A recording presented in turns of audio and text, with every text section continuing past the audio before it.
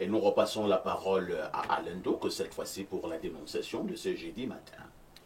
La dénonciation de ce matin porte sur une activité, bien qu'on me l'ait dénoncé, je l'avais déjà remarqué, mais j'hésitais à en parler. En tout cas, j'avais priorisé d'autres sujets, mais là, on m'a épinglé sur le sujet. Les gens instrumentalisent en réalité la précarité du moment, notamment en milieu jeune, le manque d'emploi, le chômage, pour faire des offres d'emploi. Partout en ligne, dans les groupes WhatsApp, sur Facebook, des différentes plateformes numériques. Ils ont des offres d'emploi comme ça, ils vous appellent, ils disent qu'il y a du travail, comme rayonniste, comme comptable, dans la manutention. Il y a une palette d'offres comme ça et de profils qu'ils veulent. Le problème, c'est que vous vous rendez là-bas et vous constatez qu'en réalité, ça n'a rien à voir avec ce qu'on prétendait. D'abord, les gens sont un tout petit peu maltraités. C'est des séances de formation en on ne sait trop quoi, pendant parfois 2h30, où des jeunes Camerounais qui veulent de l'emploi se tiennent debout, à se faire conditionner mentalement.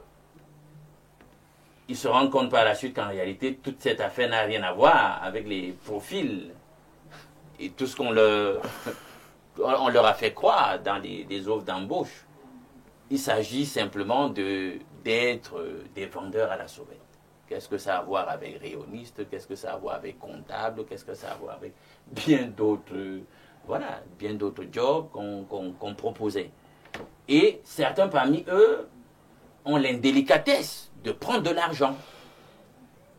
Ils vous disent donnez tel montant, c'est pour le dossier, ça va contribuer à acheter les timbres pour constituer votre dossier de cotisation à la CNPS, etc. Ce genre de fadaise. Dans le fond, on sait qu'il n'y a rien du tout.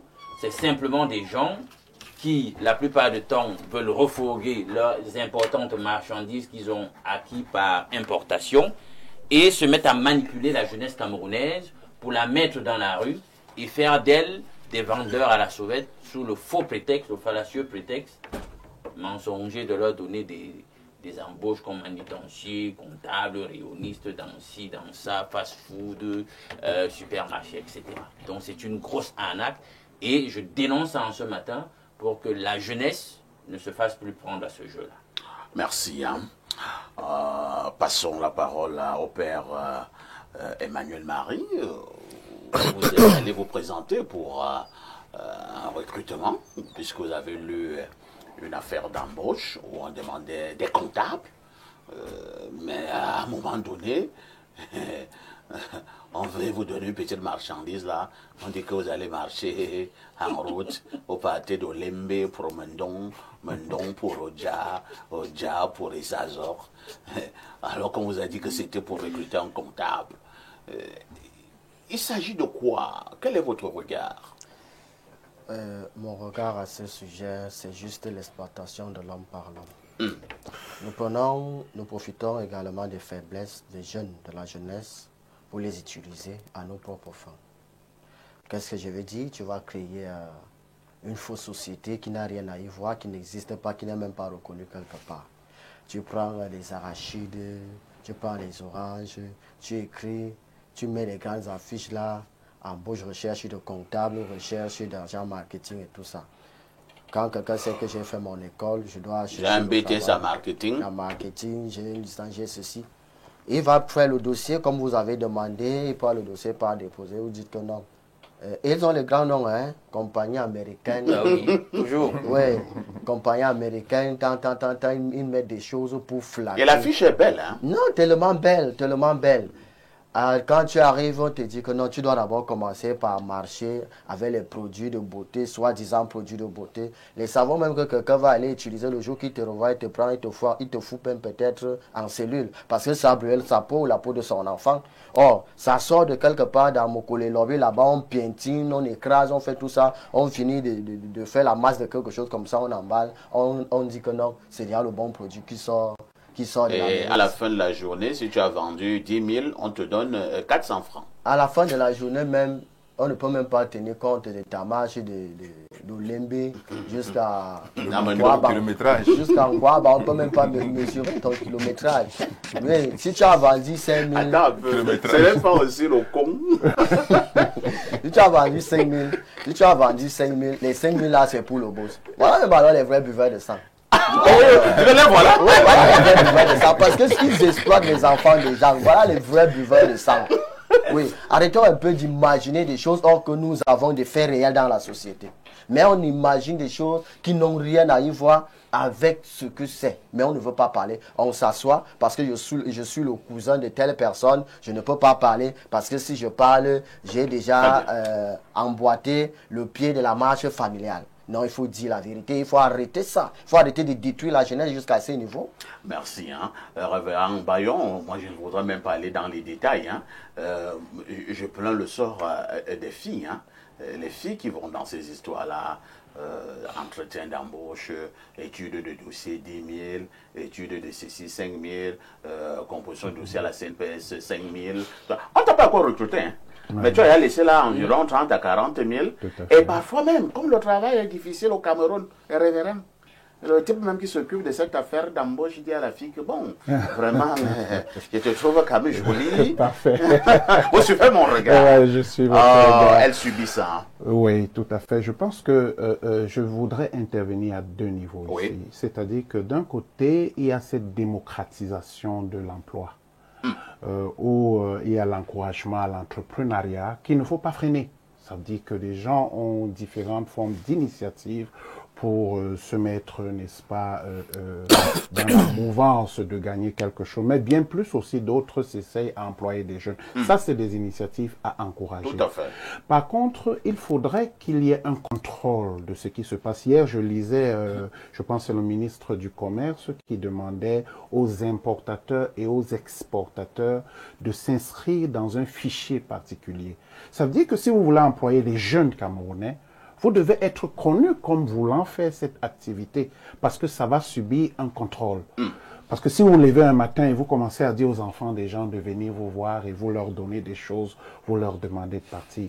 Pour faire une activité, n'est-ce pas, commerciale, c'est encadré par l'État du Cameroun. C'est pour ça qu'il faudrait que les gens qui appellent les enfants d'autrui là, ils doivent se faire connaître et passer par les canaux officiels qui sont posés. Sinon, c'est de l'exploitation, c'est l'exploitation de la naïveté de certains jeunes qui se retrouvent peut-être dans des familles pauvres et sont exploités.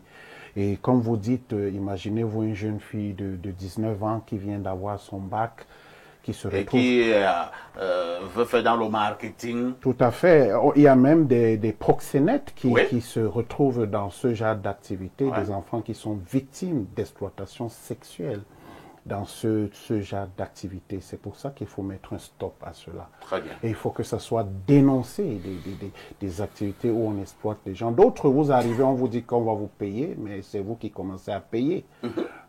Comme vous avez dit tout à l'heure, il faut payer ceci, il faut payer. Alors qu'on vous a annoncé... Avant d'être recruté, vous avez laissé pratiquement dans les 50-60 000.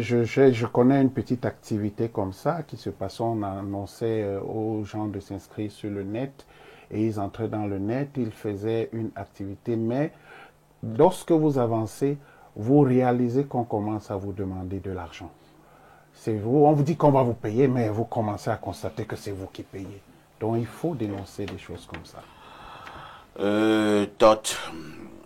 Parce qu'au Cameroun, l'emploi est devenu rare, difficile. Il y a donc une race d'individus qui ont développé des idées par moments maléfiques pour exploiter des jeunes. Quel est le message que vous passez à cela? Cette affaire ne se limite pas seulement aux activités commerciales. Il y a aussi des établissements scolaires, des enseignements secondaires qui recrutent des enseignants vacataires, donc des lycées, collèges. Il y a aussi les églises qui recrutent ceux qui font dans le prosélytisme, le porte-à-porte, bien sûr, aller évangéliser, vendre les tracts, distribuer les tracts pour les conférences. Et le prosélytisme sort d'où là? Oui, mais justement, on dit qu'on est en train je vais dire, répandre la bonne nouvelle. Mais en répandant la bonne nouvelle, on marche aussi à pied. On parcourt de longues distances. Tout à fait. On entre dans D'autres ont des petites cravates là. Voilà. D'autres même se tiennent sous le soleil pendant toute la journée. Ça aussi, c'est une sorte de con et de femme là. Les gens qui mettent les plaques avec les livres là, que dès que tu passes par là. Donc, il faut regarder ça dans tous les aspects. Il ne faut pas seulement se limiter au commerce des huiles, des savons. Il faut regarder à tous les niveaux. Parce que moi, je me souviens à l'époque, quand j'étais encore étudiant, les années 2012-2013, je faisais des cours de vacation dans les lycées et collèges.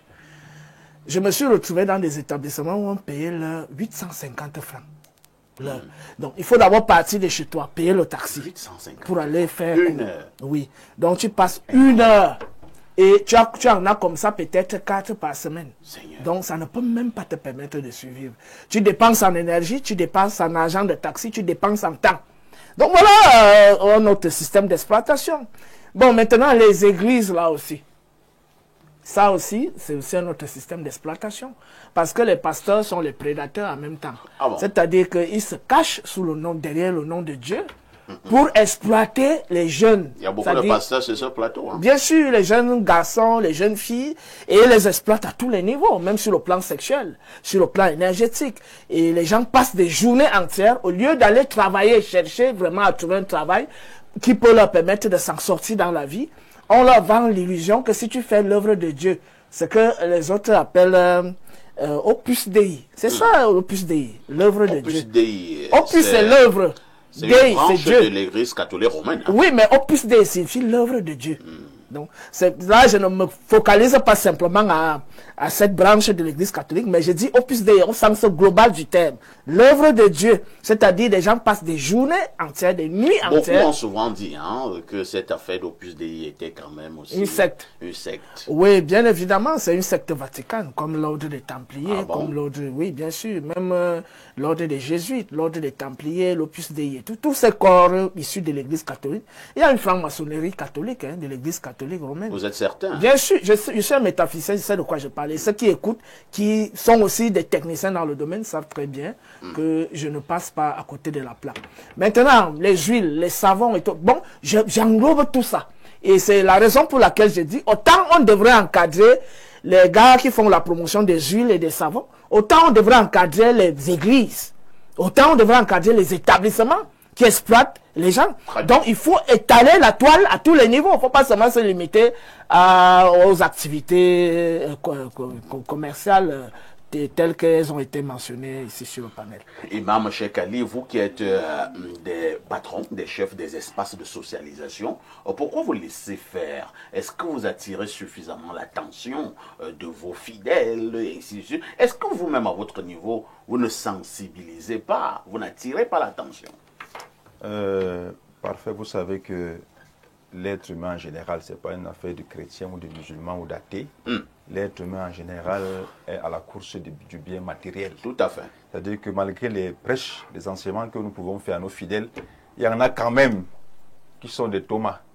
C'est-à-dire qu'ils veulent d'abord voir avant de croire. C'est-à-dire que vous lui dites non, ça même du point de vue islamique, ce n'est pas permis.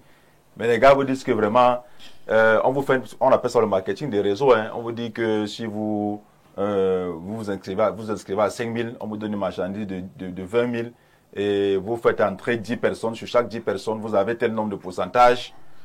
Ça, c'est le con. Hein. C'est une forme.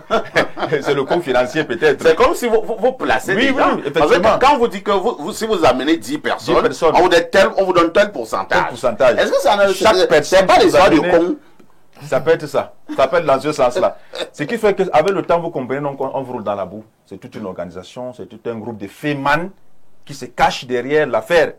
Parfois qui sont des nationaux, qui sont des expatriés, qui se cachent derrière l'affaire. On a connu beaucoup de cas comme ça au Cameroun, je pense, deux ONG qui ont été sanctionnés par le gouvernement parce que à partir de leurs actions, ils ont escroqué beaucoup. Moi, je connais des gens qui ont escroqué des millions. C'est-à-dire, on vous dit, vous donnez 10 000, chaque fin du mois, on vous donne 50 000. Ah bon? Oui. Il s'agit de quelle association? D'autres sont allés jusqu'à mettre les maisons, vendre les terrains. Vous voulez parler de la MIDA? Non, mais on voulait parler d'autre chose. C'était quoi? Sonron. C'est son rôle. Tu donnes 10 000 à la fin, moi je donne 50 000. Oui, tu donnes, bon, je suis en train de parler comme ça, mais j'explique le principe. Est-ce qu'il y a eu que son rôle? Non, il n'y a pas eu que son rôle. Il y a eu beaucoup. Ah bon? Vous connaissez. Je n'en sais rien. Suivez mon regard. Non, mais c'est Alain Dugri, c'est de quoi je parle. Alain Dugri, c'est de quoi je parle. Donc, ce qui était d'actualité, c'était son rôle pour les gens. Il fallait donner 20 000 et chaque 2 semaines, tu avais 30 000 ou 40 000, le double. Une affaire d'arnaque. Une arnaque terrible. Je dis, il y a des gens qui ont perdu des millions. Et qu'est-ce qui se passe? Ça dit, on vous donnez 10 000. Après une semaine, vous avez 20 000. Donc les gars ont commencé à tester, d'autres donnent 20 000, après il a 40 000, l'autre donne 50 000, il a 100 000, il voit que ça marche. Quand il donne 500 000, il attend, rien ne vient. Il attend, rien ne vient. On a donné 1 million, on lui a donné 2 millions. Il y en a qui ont donné 50 millions. Voilà. Le gars attend, c'est 100 millions. Le gars attend, il attend, mais il appelle le numéro, ça ne passe pas. C'est ça le compte financier, c'est le compte de l'argent là-bas. Donc les gars sont dans les pleurs. Donc c'est une forme de société, d'envoûtement. Moi je ne sais pas. Vous expliquez aux gens que c'est un principe qui est, du point de vue islamique, c'est interdit parce que vous ne savez pas dans quoi est-ce que on va investir votre argent que vous avez donné. On va investir peut-être dans ce qui est haram.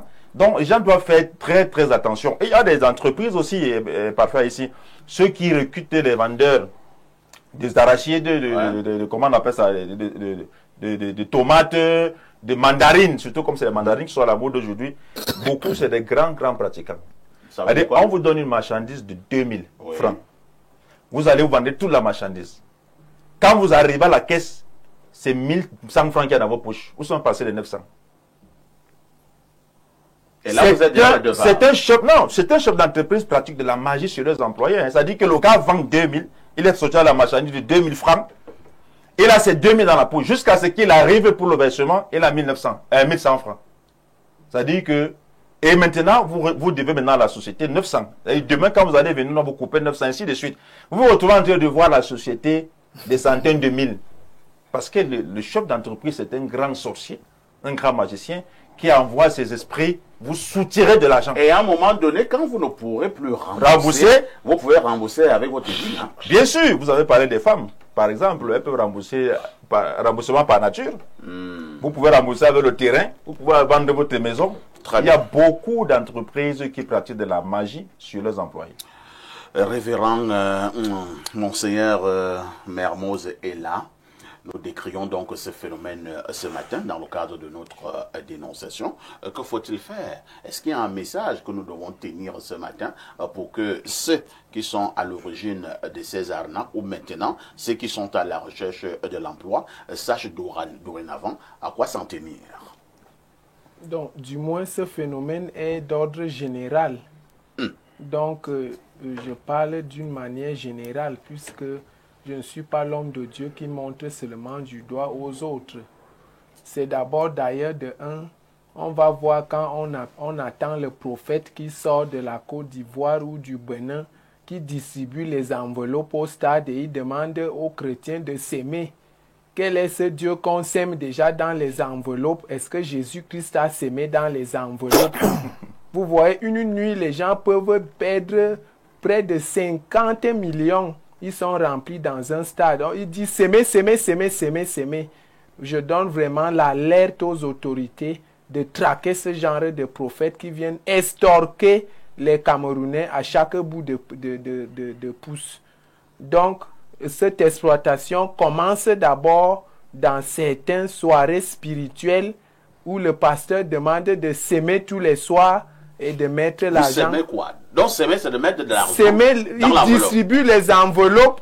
Il dit que quand tu vas mettre l'argent dans l'enveloppe, là tu as semé et tu vas récolter. Donc si tu as mis 50 000, arrivé à la maison, tu vas avoir 400 000. Incroyable. Donc vraiment, c'est d'ordre religieux et d'ordre sociétal. Donc dans la société, beaucoup plus des sociétés américaines trompent des gens ici dehors. Ils sont dans la santé, ils sont dans la fabrication de plusieurs choses, de plusieurs produits locaux qu'on utilise à la maison.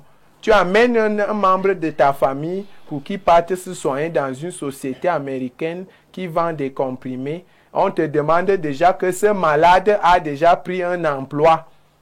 le malade prend l'emploi, comment moi j'amène le malade pour venir se faire soigner? Quel est cet hôpital qui donne déjà des emplois aux malades?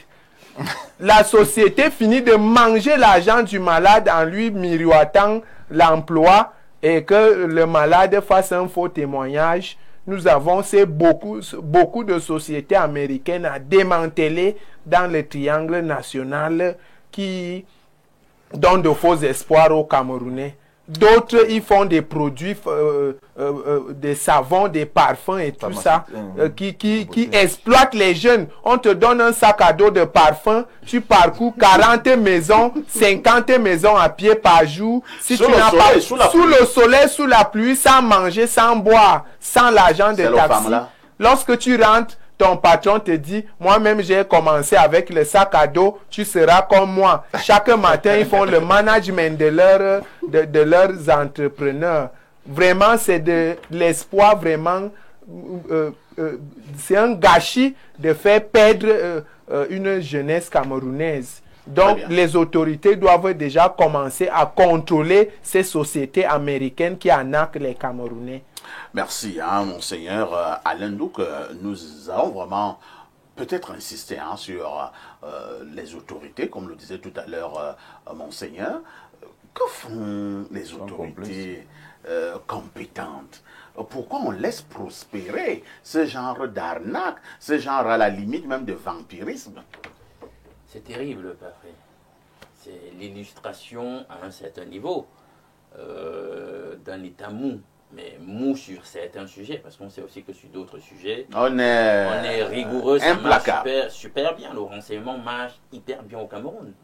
Alors, des délégués du travail, ils restent dans leur bureau feutré. Les services d'intelligence, est-ce qu'ils ne constatent pas qu'on est en train de manipuler en masse la jeunesse camerounaise? Peut-être qu'ils se disent, à défaut de pouvoir donner des emplois aux jeunes au regard des indicateurs, des chiffres que nous avons au sujet du chômage, ils se disent que autant se laisser distraire de cette façon. Mais je dis que c'est contre-productif à la longue. C'est contre-productif parce que l'État doit être là pour protéger chacun de ses citoyens et ne pas encourager l'exploitation d'une catégorie de personnes sur d'autres. Et encore que plusieurs témoignages font état de ce que bien des aspects de l'activité de ces gens se fait en toute illégalité. Parce que ils vous prennent de l'argent pour la CNPS alors que vous n'êtes même pas encore recruté. Mais attends, on se fout de la gueule du monde. C'est risible, etc. Donc, il faut traquer ce genre de personnes. L'écosystème du travail ou alors de l'entreprise, on sait qu'il faut être déclaré aussi. Parce qu'il y a un centre de formalisation dans le processus de création des entreprises. Est-ce qu'on les connaît? Ça, c'est la première question. Donc là-dessus, les différents ministères qui traitent de la question devraient être engagés. Le ministère du Travail, le ministère des petites et moyennes entreprises, etc., et de l'artisanat, de l'économie sociale, devraient être regardants là-dessus. Le ministère de la Jeunesse et de l'éducation civique devrait être engagé de même. Donc, il faut regarder cela. Le ministère même des Affaires sociales devrait avoir un regard là-dessus. On devrait donc avoir un travail en transversalité de ces différents ministères pour traquer ce genre d'opérateurs totalement hors la loi, exploitant la jeunesse, la dévoyant même dans une certaine mesure. Il y a des profils. Vous n'allez pas prendre des gens, la crème de la nation pour aller l'utiliser n'importe comment dans des activités vraiment nonsense. Vous avez vu comment les gens se plaignent là, des gens qui viennent vous embêter à la maison, ils frappent à la porte pour proposer n'importe quel genre. Vous êtes même assis dans une buvette, en train de boire un petit verre. Vous voyez une jeune fille venir là avec un gros sac à dos, l'autre en main. Excusez monsieur, j'ai une communication à vous faire. Il commence à déballer des choses là, le parfum de ceci, le savon de cela. Entre-temps même, ces produits sont même certifiés. Tu penses que tous ces produits-là sont certifiés? Que la Nord est passée par là, ou je ne sais pas moi quoi? On ne peut pas garantir ça. Et je dis, ce n'est pas reluisant si nous rêvons un grand pays, cette façon de ridiculiser vos diplômés, hein, cette façon de ridiculiser la jeunesse à longueur de journée, de l'exploiter, non. L'État doit se ressaisir et essayer de mettre de l'ordre dans le secteur. C'est vraiment regrettable tout ça. C'est ce qu'il fallait dire ce matin concernant la dénonciation. Nous marquons une autre touche pause qui s'impose d'ailleurs.